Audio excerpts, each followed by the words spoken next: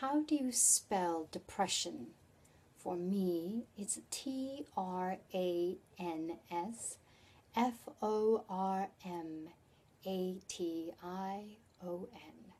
Transformation. Hi, my name's Manj and welcome to Tuesdays with Manj. Yet again, we're on to number 14, and this one's about depression. And I'm about to offer you something that is not quite the norm. Now, if you saw an earlier post that I placed up on Facebook today, it was the word depression with words beside it that represent what depression means for me. Words like duality, expression, profound, rebirth, evolving, solitary, supreme, intangible, open, and neutral. None of those words are despair or sadness or anything, because I just don't think anymore that depression is a bad thing. Not a good or a bad thing, and that's where I start with duality. It just is. And having gone through it so many times in my life, to a point where I can come here and talk about this without any sort of attachment to it. It's why I'm here and why I'm sharing this with you. So if you are watching this and you're in a place that doesn't feel really, really good, that you would call depression, let's see if we can, in the time that I'm here and now, let's see if we can change that and change your own idea of depression and get you into a very different place by the time I finish this talk. So stick with me.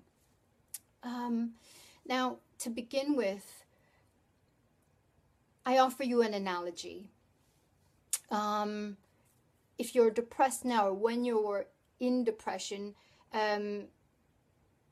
we've come from some place that felt nicer or just different. It wasn't as bad, and we're going to be in a different place once we're finally out of depression, and it's all going to be better. It's going to be better. It always is, right? We're going to get to somewhere better than we are now. Better, and the analogy that I want to offer you is this: if you're in that place, if you're in that dark place, let it be okay, because where you are is actually in the birth canal. Okay, you've come from a place where everything was okay, or better than it is now. So we were in the womb, everything was provided for, things were relatively okay. Things have gone downhill. You're sitting in the birth canal. It's tight. It's cramped. It feels awful. But you know what's on the other side? You're about to be, or at some point you're going to be reborn. We go through a rebirthing process, and that's why I call it transformation rather than depression, or rather than this negative thing. Because here we sit in the birth canal, and you're going to be reborn as soon as you stop resisting what's going on.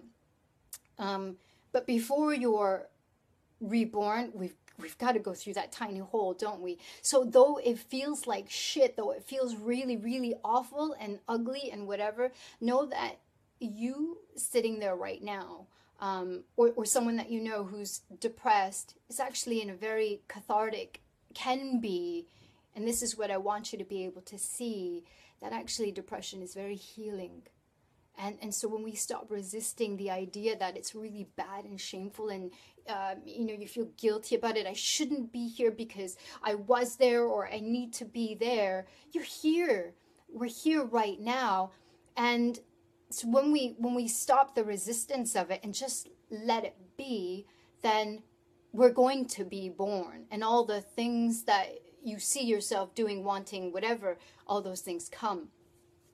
I had a beautiful, beautiful conversation with a dear friend a couple days ago, who told me she was in a deep grieving process, and I tell you this story because you can be in depression and still be at a high vibration, which means that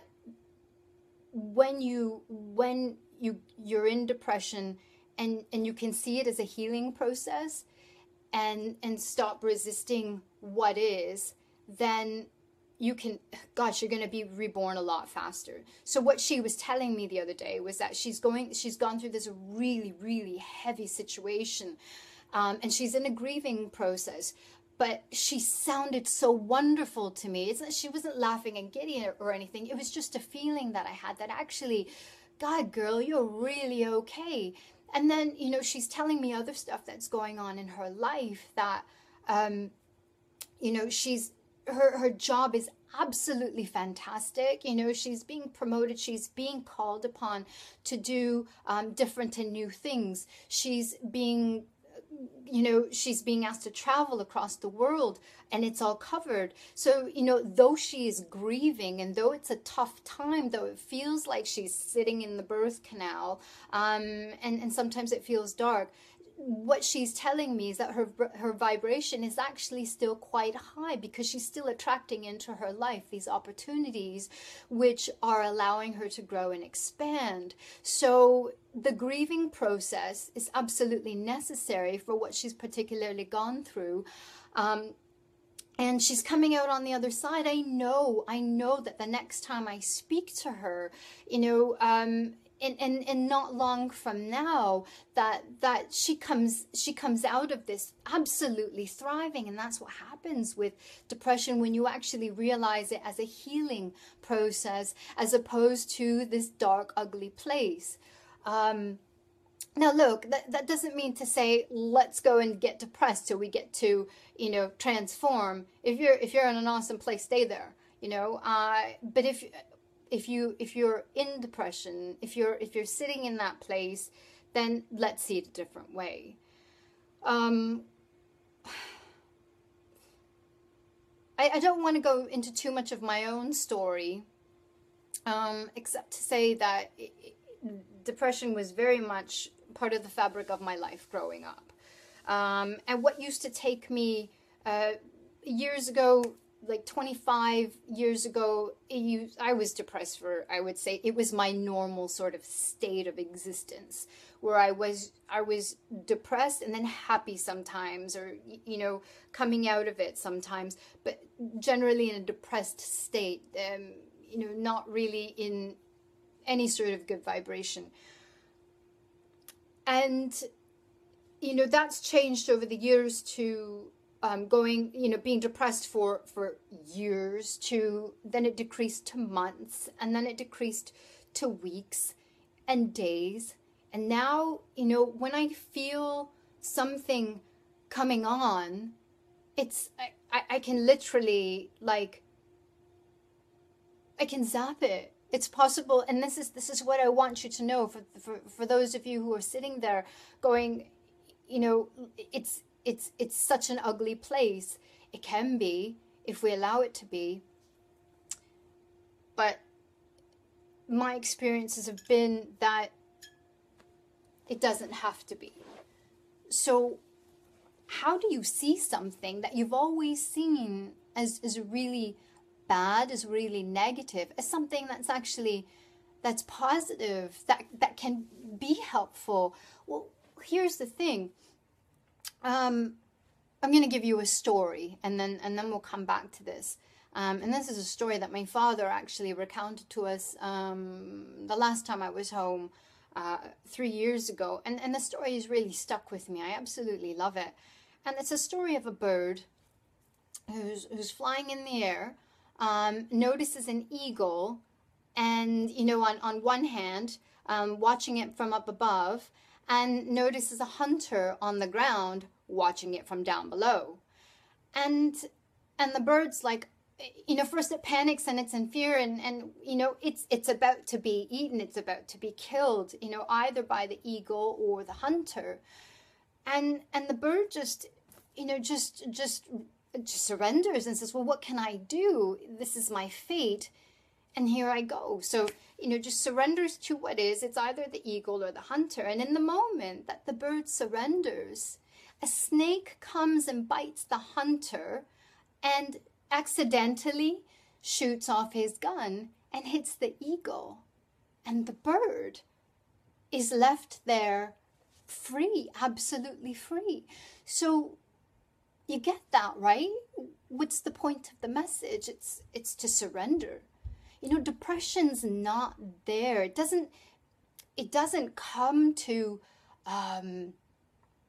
it's not trying to suck our energy. Depression is a part of us. It is us. And this is actually, I'm going to say this is the beautiful thing, that it's something that's coming from within you. And it's saying, listen to me, please. There's some sort of discord that I am feeling with the way that life is being conducted by this physical us. And you need to listen to me. And that's when depression can be seen as healing. It's to finally stop, to absolutely stop and start coming inwards, start listening to what is actually going on. So with my own story, and this, my father and I were having the conversation last night as well when I came home, as I was saying in my earlier video, how we were talking about God, and then I asked my father about depression. It's something that's very much a part of, or has been very much a part of our family, our own family fabric, something I grew up with, not just me. It was like a program that I inherited from my environment and have since changed. So, you know, there was even a point in time whereby I was diagnosed by my mother's psychiatrist as having unipolar disorder, whatever that means. I mean, bipolar disorder does run in the family, and it was something that I very much feared, just like the bird, you know. For years it chased me, bipolar and unipolar, depression, mania. I was so afraid of catching bipolar. I was so afraid of you know, having to be on meds, which I was. I was actually on medication. I was on mood stabilizers and antidepressants, and this was in my late 20s. It's about 12 years ago. And absolutely not necessary. Absolutely not necessary. Look, if you're on meds right now, I'm not about to tell you to get off. But I am about to tell you that you can get yourself through it, that you can heal yourself. You don't need to go to anybody. And like this, the conversation with my father last night was, you know, the psychiatrist who diagnosed me in the 15 minutes that I saw him, out of desperation to put a label on what was going on in my life. And essentially, you know, at the time, it was just, I just needed to get out of a situation that wasn't conducive to my life anymore. You know, so when you're there in this place, what's going on in your life? What keeps reoccurring? Look, and it's not to say we need to analyze the shit out of our lives. In fact, no. Do you know what? Up until this point, you've survived everything. Even if it feels like shit right now, and you're still watching, your heart is still beating, and you're still breathing, you've survived everything. You're a champion. You're absolutely amazing. You might not feel like it, but baby, I know you are. I know you're perfect. And I'm here to tell you, God, if I did it, you can do it too. It was ugly. It was really ugly. And here I am, you know, where depression is like, okay, when it comes on, first of all, when it comes on, you know, like the bird, let's not resist it. Just surrender. Here we go. Do you know what? You're here. What do you need to tell me? And now when I feel, you know, a slight bit of discord, even a slight, you know, like, for example, with these videos that I do, you know, always nervous and, oh God, my stomach gets into knots and stuff like that, but not anymore. It used to, you know, and I stopped to just sit with that. You know, whatever it is, whatever sort of discord you're feeling, that's a stress, right? Yeah, I'm going to do this. I'm going to do it. I'm not going to stop doing it. So how do I How do I deal with that? It's a stress that can lead to something else and something else. So let's just sit with that stress. Let's get quiet. Let's just breathe with it. Ask the stress what you need to do to come to a place of balance again. You know, I give another example of my father this morning. He's sniffling and, you know, sneezing and coughing. And there's some, you know, it feels like allergies. Now, this has been happening the whole time I've been home, but not, you know, it's semi-consistent whereby, you know, it comes and it goes in waves for him. And they've, you know, when I first got here, I was like, Dad, you know, what's going on? I don't know. I'm going to go see the doctor. He went to see the doctor finally, and nothing of it. Absolutely nothing of it. And so I finally decided, okay, let's have a conversation about this. So I suggested to him this morning, Dad, you know, why don't you talk to the allergies like they were a child?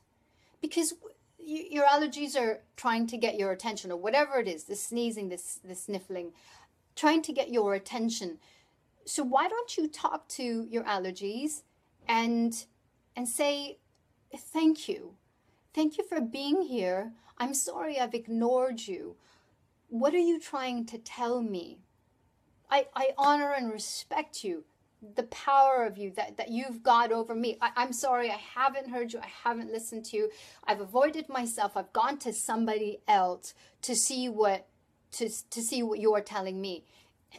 Like, how crazy is that? Right? I mean, I was having a conversation with somebody last night at the event I was at the Mo Mondays, about how we run to other people to get answers for ourselves. And it's awesome when, you know, you can get guidance from others, from professionals. When you keep going somewhere for an answer and you're not getting it anymore, what do you do? What do you do? It's time to turn inwards, right? It's high time. It's high time. So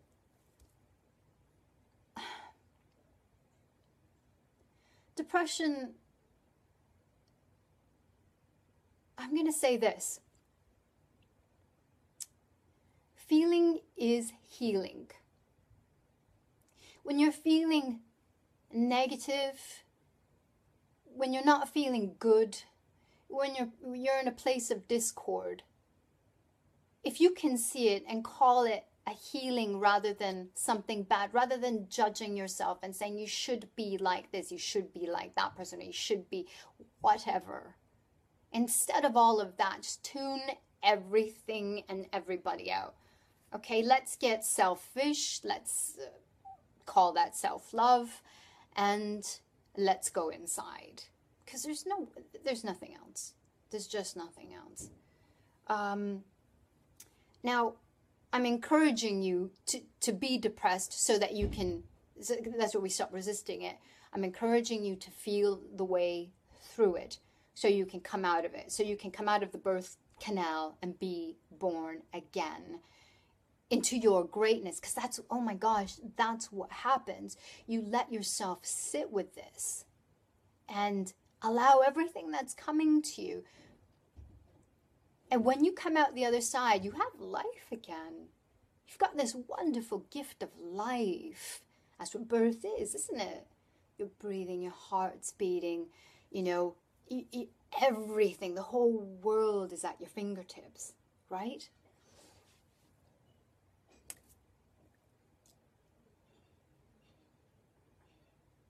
I want to talk to you about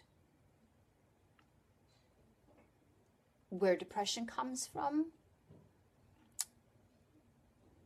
and the epidemic of depression,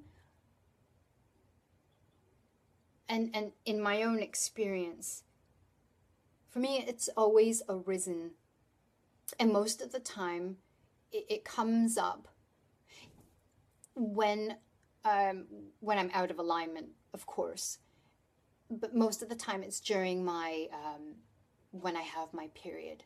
That's when, for a woman, it's our most sacred time. It's when we're most intuitive. It's when look, if you're living your life in imbalance and discord to who you really are, what you really are, that's often the time, that's when PMS is really bad, right? Do you get that? You know, and the same things, no wonder the same things keep happening month after month after month. If we're not dealing with what is bothering us in those 3 weeks, then the very truth of our existence, the things that aren't working out, keep coming back over and over and over again. Now, I've experienced this a number of times, too many times, to not be to be able to sit here and tell you anything otherwise.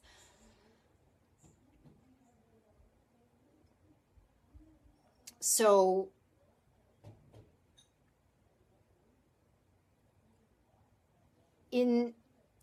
that's the time for a woman, you know, when your wife or your partner or whatever is freaking out when she's menstruating, she's got PMS, there's just a discord there. There's an imbalance that needs to be looked at. Now that is a whole different topic about menstruation, and we'll go there. Not today. With depression,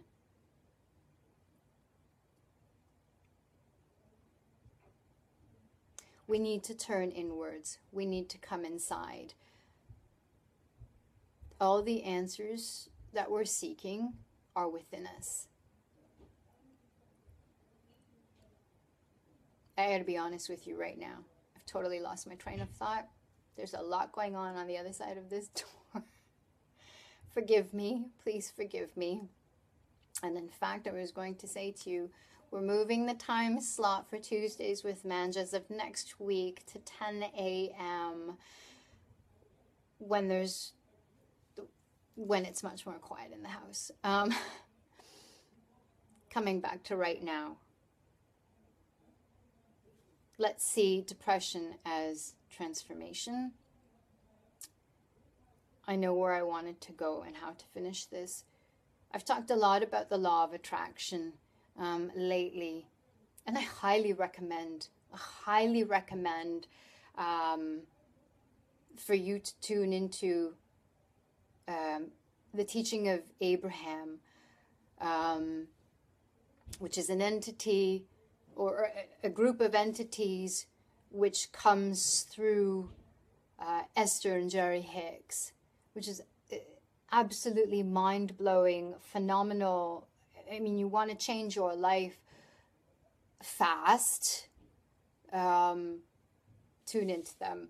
They're the ones behind the movie The Secret, the true people behind the movie The Secret, as well as the phenomenal book, The Law of Attraction. So just finishing up here in regards to depression and law of attraction, when I'm telling you to sit with it as opposed to resisting it, that doesn't mean the law of attraction is going to give you more depression. And as I said earlier on, describing my friend who is going through difficulty, but still, you know, everything she's telling me is, man, you know, I'm grieving and it's tough. But she's telling me that she's thriving in other parts of her life, which tells me that her vibration is high. She's not sitting and being in despair, which if you are, it's okay. I allow myself to be in despair. I allow myself to be depressed. I allow that, you know, because what is that? What is that telling the law of attraction? Is that you're honest. You're being very honest with the universe, with your inner source, with the God inside of you. And that's only going to attract more honesty. So practice makes better. Practice makes better, and this is a practice. If we've been one way for most of our lives, if you're hearing this for the first time, that depression is healing, seriously, if you are healing that for the first time, and it somehow resonates with you, it is a practice. It's simply, very simply said, to sit with it, to get quiet with it, to go to sleep with it. And that's, you know, when you're so caught up in it, and you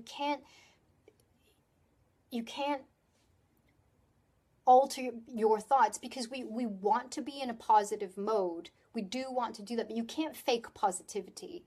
You can't do that. I've been there. You know, it doesn't work.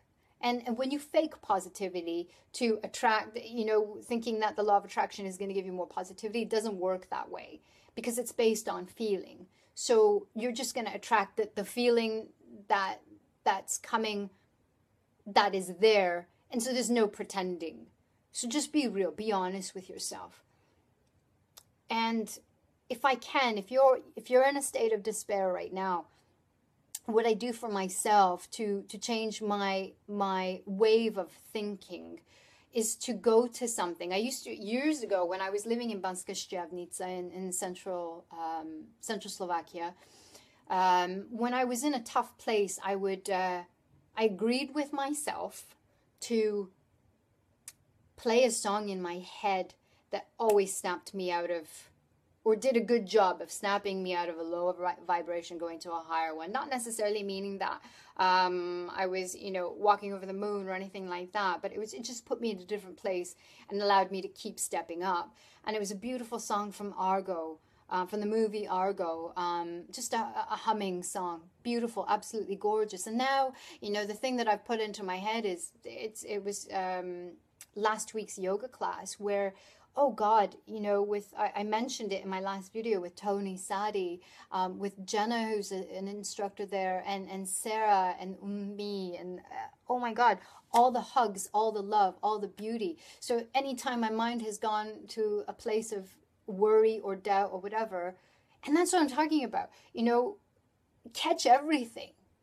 Observe your mind like you never have before, whether you're depressed or not. When you go into a negative thought, watch it, right? And immediately, if you can catch that and go into a positive. So for me, like, you know, if I start to go into doubt about my business or what I'm doing, or even making these videos, and oh God, what's the point, and all that stuff. So, you know, I go back to, right now the thing for me is going back to Tony's class, you know, and how it was just filled with absolute love. And it was yoga in the dark. It was blindfolded. We were blindfolded, sorry. And afterwards, it was just, you know, the loves, the hugs, the kisses, it was so wonderful. So anytime now my mind goes into a state of, you know, this doesn't really feel really good, back to that class.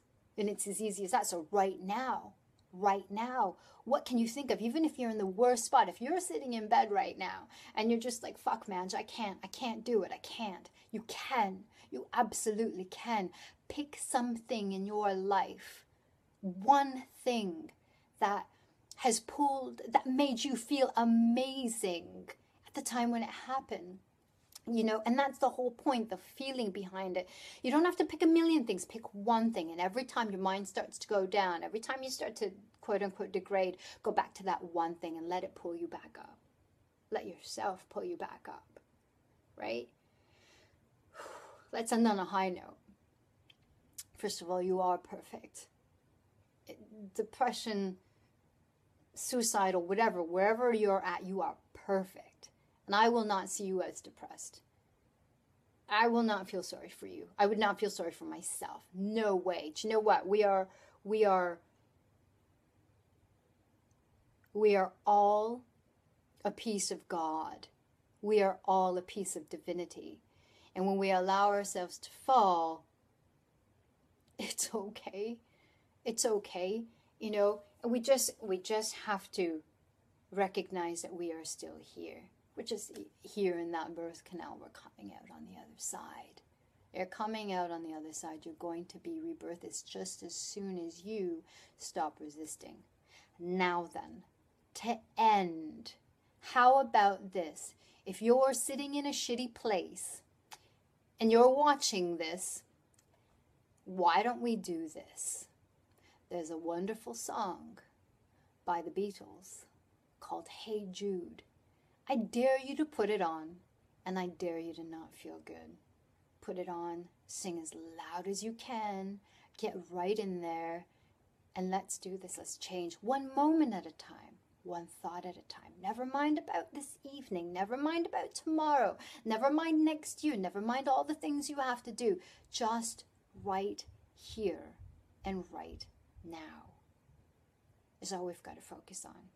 Hey Jude, go on, listen to it. May I bless you. May you be blessed with courage to rise up to yourself, to love yourself, to get aligned, to not resist anything, to sit with everything and welcome what's coming up from inside of you, because it is a part of you. May you be blessed with all of that. Lots of courage, lots of love. God bless you. See you next Tuesday. Ooh, Tuesdays with Manj will be next Tuesday, but I have a feeling I'll be back much sooner than that. And again, there is a time change. We go at 10 o'clock in the morning when I'm a lot more fresh. And yeah, just because. God bless you. See you next week. Lots of love to you. Bye.